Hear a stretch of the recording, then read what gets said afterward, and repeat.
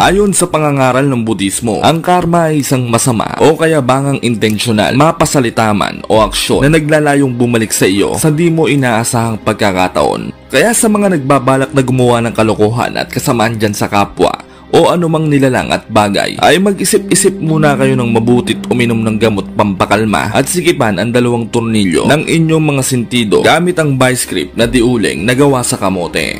Napakarami ng nasampulan ng hagupit ng karma mga kaibigan, partikular na sa mga combat sport na talaga namang pinagigilan ng mga fans dahil gusto nilang karmahin at gumapang sa talbos ng kantutay at cactus ang mga hambog at mayayabang na fighter.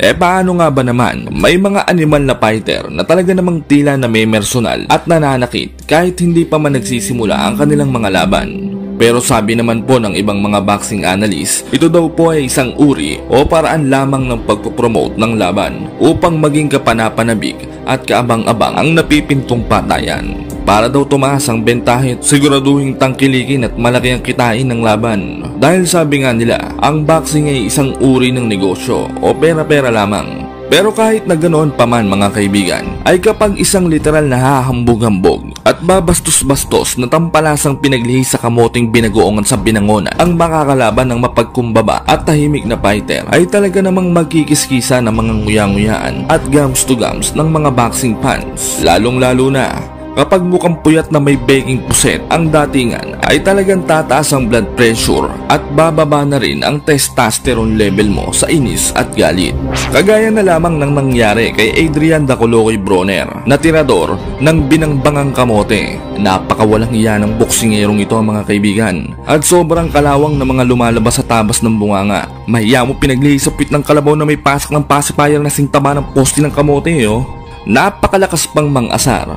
Akala mo naman makapangyarihang engkantong may brilyante ng tinga at kulane. Ang hindi niya alam, ang kinakanting niyang boksingero ay isang malignong lamang lupa na may lahi ng mga may anger management na tikbalang sa lakas ng mga suntok.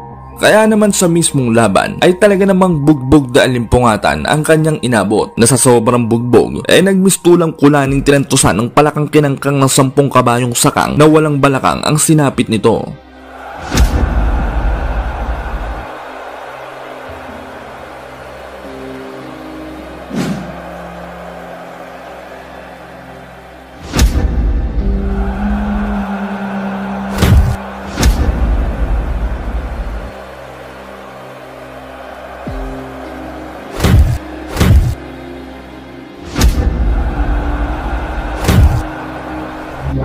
Isa pa nga po sa talaga namang tumatak sa kasaysayan ng listahan ng mga tampalasang winasak ng magiting nating dugong maharlikang Pinoy na nagmula pa sa Maasin City, Southern Leyte, na tinuguri ang prinsipe ng mga science sa buong Pilipinas dahil sa simbigat ng isang truck na Emperador Lights na may tenga at buntot na may edits na bigat lang naman ng kamao daw nito, na kapag tumama man sa kahit na anong parte ng pangangatawan ng aswang at tao o miski kapre at duwending bodybuilder na 6-footer, ay talaga namang tulog malala ang aabutin kapag tinamaan ng solid. Ngunit sa kabila nga po ng pagiging makapangyarihan ng kababayan nating ito mga kaibigan, na walang iba kundi si Prince Albert Pagara, ay mantakin nyo ba namang nakuha pa ring bastusin ito ng isang hampas lupang putik ng inasikasong may trangkasong kabayong may lahing adobong burnek? At talaga namang sinubukan ang pagkalalaki at pagkahali-halimaw ng ating nag-iisang bidang mananabas. Napakawalang hiyang nilalang nito mga kaibigan. Kita nyo naman sa larawan na mukhang antok na masigla na nasobrahan sa vitamin J, A, K, O at L ang datingan nito. Ngumisipa ng bahagya mahiya mo na maretiradong attorney walang naipanalong kaso. Gusto ng balusubasi ng ating bidang halimaw kahit na weigh-in pa lamang mga kaibigan. Pinektusan ba naman at talaga namang kinuuntang maigi ang baba ng ating bidang halimaw nang para bang wala ng bukas. Samantalang ang ating bida naman ay tila natatawa pa at parang may masamang binabalak na mahiya mo pusang nakatingin sa nakataklob na tulingan ng kapitbahay at bumulong nang mamaya ka sa akin. Talaga namang sisiga-siga kung umasta ang maangas sa tambog na mahiganong ito mga kaibigan. Akala mo naman talaga uubra ang pagiging class S na halimaw niya sa ating nag-iisang prinsipe ng mga sayan. Bukod niya po sa kaangas-angasan na ipinamalas ng Mexicanong si Jesus Antonio Rios sa kanilang weigh-in na kapatid sa ampon ng nanay ng kabit ng lolo ng tita at tiyuhin ng pamangkin ng hipag at biyena ni Brandon the Punching Bag Rios, ay napakarami pa nga rin pong kabalasubasang mga salita ang lumabas sa puwerta ng bunganga nito. Kukutusan daw niya ang large at small intestine ng ating bida sa pamamagitan ng umaapoy na body shot at kakalad ka rin papanhig papalabas ng lona gamit daw ang sinulid na gawa sa kangkong at tatapusin na raw nito ang namamayagpag na karera ng ating bida at papatikimin ng pinakamapait na uri ng pagkatalo na hindi daw niya malilimutan hanggat ito ay humihinga pa sa ibabaw ng daigdig. Dagdag pa nito ay papartidahan daw niya ang ating nag-iisang prinsipe ng mga sayan. Parehas kaliwang sapatos daw ang kanyang gagamitin sa laban at plastic labo naman daw ang kanyang gagawing medyas at hindi daw ito todo ang kanyang lakas at kapangyarihan dahil para daw sa kanya ang mga Pinoy ay mahihina dahil sobra daw ang pagkain natin ng kanin na siyang pangunahing nagpapahina ng pangangatawan ng isang nilalang na tao. Ngunit lingid niya po sa kaalaman ng Mexicanong tirador ng binulbulang sayote ay ginamos at kamote ang pangunahing pagkain ng ating nag-iisang prinsipe ng mga sayan. Kaya naman purong-puro ang pangangatawan nito at talaga namang malakalabaw na siniksik sa lakas ng kamao at galawan. Subalit sa kabila nga po ng mga kayabangan ng animal na Mexicanong ito ay may pagmamalaki din naman talaga ang damukos na ito mga kaibigan. Sa katunayan niya po niyan, sa naging amateur career nga po nito sa boxing ay nakapagtala lang naman po ito ng tumataginting may 111 panalo at 3 nga lamang po ang kanyang naging talo. Kaya ibang-iba din ang kalibre at hindi basta-basta ang kapangyarihan ng Mexicanong ito na anak nga po ng mag-asawang mambabarang at manananggal na may scoliosis at polio. Ginanap ang kanilang laban noong ika-7 ng Agosto taong 2015 sa Dubai World Trade Center, United Arab Emirates. Paglalabanan nila ang titulong hawak ni Rios na IBF Intercontinental Super Bantamweight title. May kartadang 24 na panalo, 18 ay tinapos sa pamamagitan ng brutal na knockout at walang bahid ng anuman talo ang ating bidang halimaw. Samantalang ang anak ng mambabarang naman ay may 31 panalo, 25 ay tinapos sa pamamagitan ng knockout at 3 talo lamang. Bagamat may 3 talo sa kartada, ang halimaw ng mambabarang na ito mga kaibigan ay pangitang-pangita na lamang ito sa experience at quality of position o bigat ng mga nakasagupang hunyangot halimaw. Kaya itinuturing pa rin ng mga boxing analyst at sikat na mga personalidad na heavy underdog ang ating bidang pambato at sinabi nila na ito na daw po ang magiging kauna-unahang talo nito sa kanyang iniingat-ingatang kartada. Dahil sa mga di po nakakaalam mga kaibigan, ay ito rin niya po ang kauna-unahang beses na dadayo ang ating prinsipe ng mga sayan sa labas ng ating lupang sinilangan. Sa mismong laban, ang labo ng kuha ng video. Grabe, di pa kasi uso iPhone nun eh. Kaya tiis-tiis muna tayo ha. Sayang tuloy, ang ganda pa naman ng mga modelo sa gilid, mga nakasando lang eh oh. Ano kaya mga Friendster niyan? Samantala, si Rios naman ay napakaganda ng dance step. Hindi mo malaman kung nagpipiko o sumasayaw eh oh. Talaga naman oh. Minumustra pa ang 2 kilikili na talaga namang parang inahit na puwet ng biik. Samantala, ang ating bidang halimaw naman ay naka-super saiyan porn agad. Tirik na tirik ang buhok, putok ang kulani ni Rios dyan kapag nadikitan sigurado. Dilaw ang buhok, dilawang short, terno sa ngipin. Sa unang round, wala nang intro-intro at hinarabas na agad ng ating minahinang bidang halimaw ang mayabang at hambog na Meksikano at talaga namang pinatikim agad ng mga mala-impaktong mga kombinasyon. Sa round din na ito mga kaibigan ay mangyayari na ang kahindik-hindik na pagbagsak ng Meksikanong kontrabida.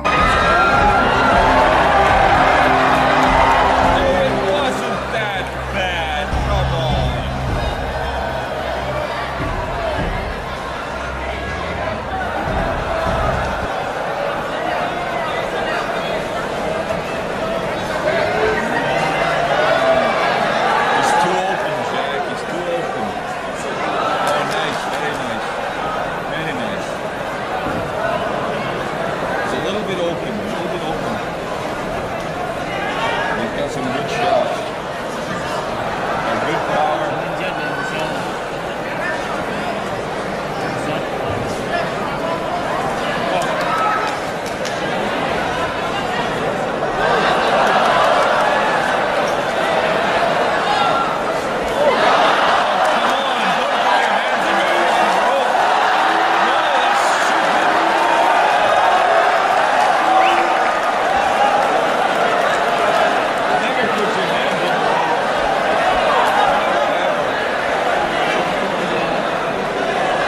Bagamat may kayabangan ding naipamalas, ay nakakaawa din naman talaga ang sinapit ng Meksikanong ito mga kaibigan sa ating bidang halimaw. Hindi na ito nakabangon sa pagkakabagsak mga kaibigan at kinailangan pang bigyan ng oxygen. Makahinga lamang dahil muntik na nga po itong mapaslang ng ating bidang Super Saiyan na kalabaw sa sobrang lakas nito. Hindi sa lahat ng pagkakataon ay mananahimik na lang at magtitimpi ang mga Pinoy na mandirigma sa mga mapang-abuso at siga-siga ang mga halimaw. Lalong-lalo na kapag isang siraulong bumagsak sa good manners and right conduct na subject. Ang mananarantado, mangangante at mambabastos ay talaga namang siguradong makakatikim ka ng gulpe de alimpungatan, rambutan, oranggutan, lakatan, baklaran, paliparan hanggang binangonan sa Pinoy na sanay sa kahirapan. Kagaya na lamang ng isang Meksikano na niyabangan, binarako, inasintang muka, kinonyata ng baba at sinabihang mahihinang nilalang lang daw ang mga pinaslang ng ating kababayan sa ibabaw ng lona. Dinagdagan pa nito na pipitsuging boksingero lang daw ang ating kababayan sa larangan ng boxing na tila walang karespe-respeto at hindi naturuan ng kagandahang asal na talagang sa harapan pa talaga ng ating mga kababayan at sa mismong lupang sinilangan pa talaga natin ng hasik ng lagim at kabastusan ang animal na Meksikanong walang iba kundi si Hugo Partida Ordaz alias Guerrero Olimpico na ang ibig sabihin ay Olimpianong mandirigma na mahilig sa lumpia na walang laman na sa unang kagat, hangin agad. Napakabuenas nito mga kaibigan at hindi sa parting Tondo o Mindanao ginanap ang kanilang way-in na kung nagkataon wala pa ang kanilang laban baka bingot na to't may tingga na sang uyang-uyaan at cremated ng iuuwi sa kanyang lupang sinilangan. Paano ba naman? Siya na nga ang dumayo. Siya pa ang hari-harian, astang matapang at mayabang. Ang sarap balakubakan at sabunutan ng person Bagamat hinahamak ng dumayong pusi ng dagang tampalasan, ay hindi rin naman papasindak at papabarako ang ating mandirigmang pambato sa ubusan ng kamote at ubusan ng lahing pakikipagbuntalan at pakikipagpatayan. Sinabayan nito ang Meksikano sa pangungonyat nito sa kanyang baba kahit napahal na ang mukha nito dahil sa sobrang diin ng konyat ng mayabang na Meksikano na pagpapakita na wala siyang inuurungan at handang sumabay ng suntukan kahit sunduin pa siya ni kamatayan. Sinabi rin ng ating pambato na pagbabayaran nito ang lahat ng kabastusan at kahambugang ipinamalas nito sa kanya pati na rin sa ating inang bayan. Hindi biro ang kapangyarihan ng ating undefeated na pambato mga kaibigan dahil sa 20 naging laban lang naman ito ay 6 lang naman ang maswerteng nakaraos hanggang round 12 at ang 14 naman ay kanyang brutal na binuntal hanggang mawasak ang muka't makatulog.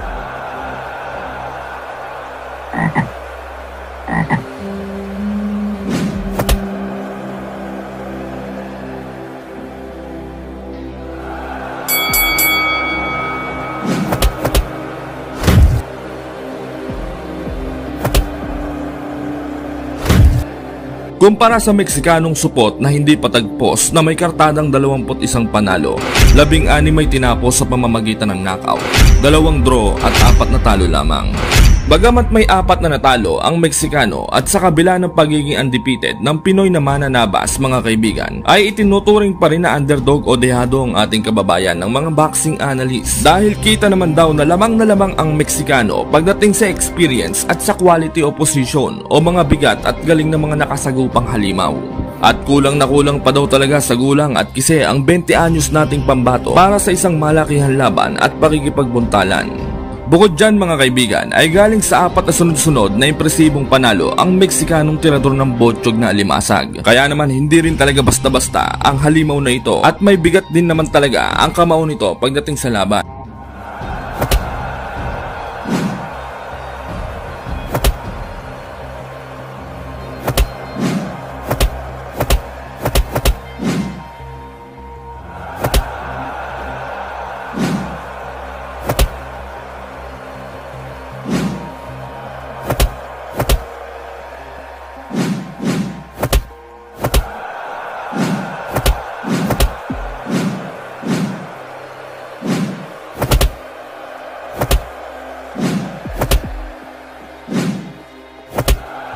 Kaya naman nang magkaroon ito ng pagkakataong isa lang para sa isang world title fight kontra sa ating kababayan na walang iba kundi si Albert alias The Prince Pagara na mahilig sa kamote at patatas at ginawang merienda ang sibuyas at bawang, ay tila lumaki ang ulo nito at napuno ng hangin dahil nag-astang bidabidang chismosa ito at sigang tambay sa kanto na pinagmamalaki ang tapang ng kanyang dating sundalong lolo na ito lang daw ang natira sa giyera at hanggang ngayon ang sugat ay basang-basa pa. Malaman-laman ko may diabetes pala.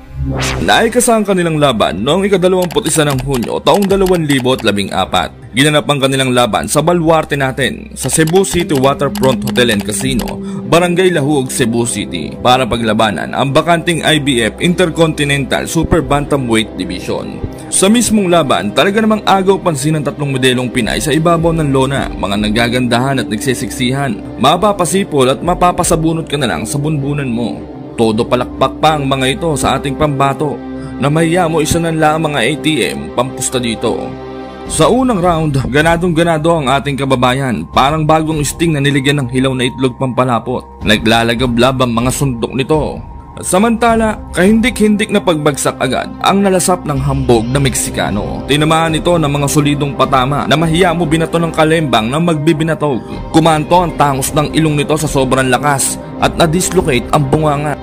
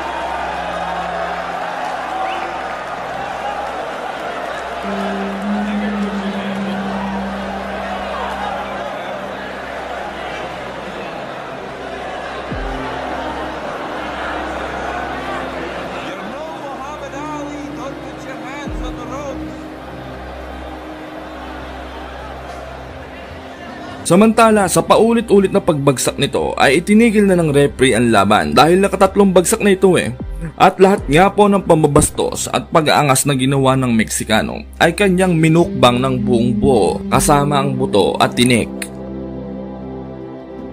Yun si Idol Maidana na naman ang bida natin ngayon mga kaibigan. Ang boksingerong nagbigay leksyon sa mayabang at tambog na boksingerong si Adrian Dacolocoy Broner. Sa bidyong ito mga kaibigan, ating pag-uusapan kung papaanong binungi at binusalsal ni Maidana ang ngipin nitong si Floyd Money Mayweather Jr. Kitang-kita sa suntok ni Maidana ang pagtalsik ng kung anong molecules sa pagmumukha nitong si Mayweather. Maraming nagsasabi na hindi daw itong ngipin. Ngunit kung ating iisipin, hindi naman pwedeng maging kulangot yon dahil medyo malaking puti yung tumalsik at kitang-kita naman sa camera. Hindi rin naman pwedeng maging luga o muta. Pero kung tinga, pwede pa Baka kumain ng kanin to si Mayweather tapos di ginuya ng ayos kaya sumabit sa ngipin. Kaya pag corn beef punch nitong taga-Argentina si Maidana ay tumalsik ang kung anong something sa pagmumukha nitong si Mayweather. Pero anyway, ayon sa post ni Maidana sa kanyang IG, kiniklaim nito ng ngipin niya ito ni Mayweather. Kung magkagayon niya,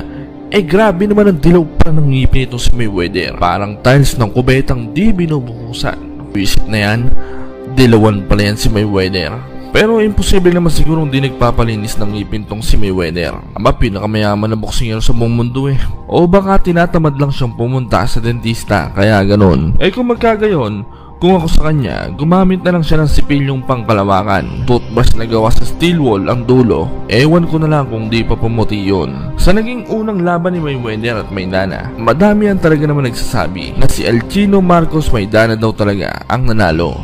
Dahil di umano, mas marami ang patama ng toro ng Argentina kontra sa kalabaw na si Floyd Mayweather.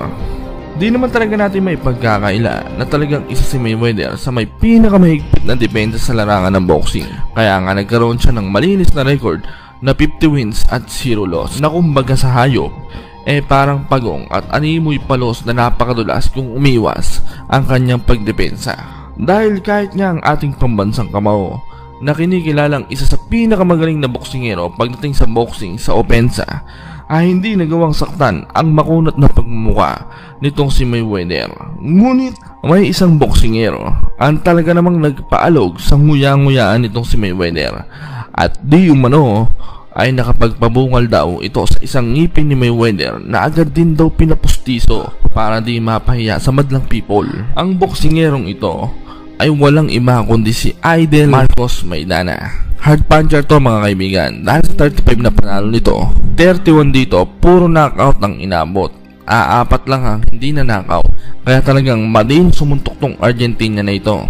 Kung naaalala nyo nga yung nangyari kay Broner, halos miwalay ang kaluluwa nitong si Broner sa corn beef 19 sa corn beef punch nitong si Maidana. Kaya naman sa naging laban nila ni Mayweather, halos mayanig ang pagkatao ni Mayweather sa suntok ni Maidana nung kanilang pangalawang laban sa round 3. Paulit-ulit kasing ginamitan ng full counter technique ni Mayweather itong si Maidana. Kaya nung round 3, nahulyan ni Maidana ang diskarte at pangontra sa malakobra na galawan ni Mayweather. Pang-jab ni Maidana ay kumagat ang full counter ni Mayweather sa pain na sinundan naman ni Maidana ng pangontrang right overhand sa pagmumukha ni Mayweather na sa sobrang lakas ay tumalsik daw ang ngipin itong si Mayweather at halos makakalimutan kung papaano lumakad na para bang kinalampag ng 10 case ng Red Horse.